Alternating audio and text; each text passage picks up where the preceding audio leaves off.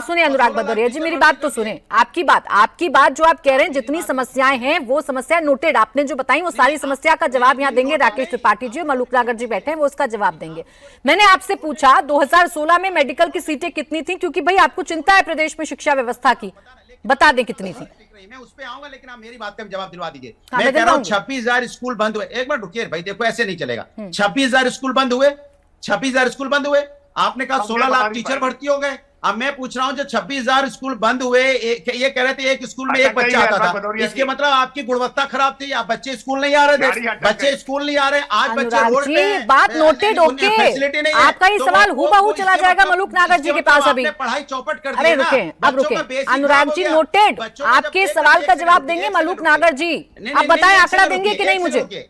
एक से मैं आपका जवाब दे रहा हूं। जब बच्चों का बेस ही खत्म कर दिया आपने, KG 1, 2, 3, 4, 5 उनका बेस ही खत्म कर दिया आपने, तो क्या मेडिकल कॉलेज पढ़ेंगे, क्या इंजीनियरिंग करेंगे, क्या IPS IAS बनेंगे? ये बात है। बेसिक पढ़ाई के लिए तड़प रहे हैं, वहां पे परेशान हो रहे हैं कि मुझे आगे बढ़ना है, और आपके वहां पे टीचर नहीं है, तो बताइए आप उनका बेस क्यों खराब कर रहे हैं? बताइए वो जैन अल्फा रोड पे अनुराग भदौरिया जी, आंकड़ा है कि नहीं? रोड पे क्यों आना पड़ रहा है अपनी पढ़ाई? आंकड़ा है कि नहीं? अब मैं आ जाओ प्राइवेट स्कूल पे, आपकी डिग्री उस पे मेडिकल कॉलेज पे।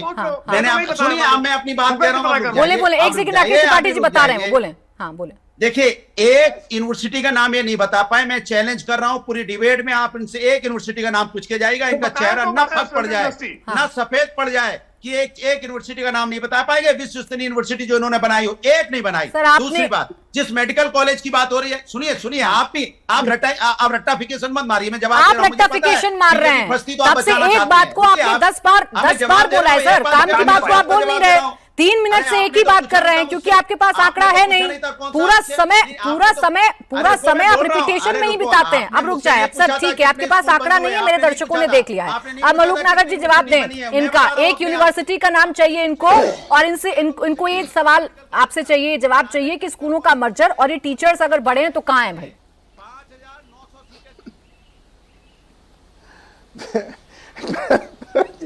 प्राची जी, आपने पूछा कि सरकारी अस्पतालों में इंप्रूवमेंट करके और जो सीटें बढ़ी हैं वो सरकारी में 5 से 5900, 6000 से 100 कम, और 15-16 हजार प्राइवेट में। तो जब भदौरिया साहब का नंबर आया, वो कहते हैं हमने अपनी सरकार में 6000 कर दिए थे सरकारी। तो इसका मतलब कांग्रेस के 65 सालों में करीब या 50 सालों में करीब जो राज रहा, उसमें कांग्रेस ने 0 करा। भदौरिया साहब की बात का ये मतलब था। और आप पूछते हो कुछ, है ना, जो गांव में कहते हैं गुड मॉर्निंग, बोला मक्का बोई है। आप पूछ रहे हो कुछ, बता रहे हम तो यूनिवर्सिटी का नाम पूछ रहे हैं। आपने इतना घेर लिया, इतने होपलेस कर दिए, इतने होपलेस कर दिए जिसकी को था नहीं। आपने कहा सुनो इनको रोको। आपने कहा कि भाई पहले टीचर इतने थे और अब इतने हो गए, 3000 के करीब आगे बढ़े हैं, तो फिर ये पढ़ाई तो रहे।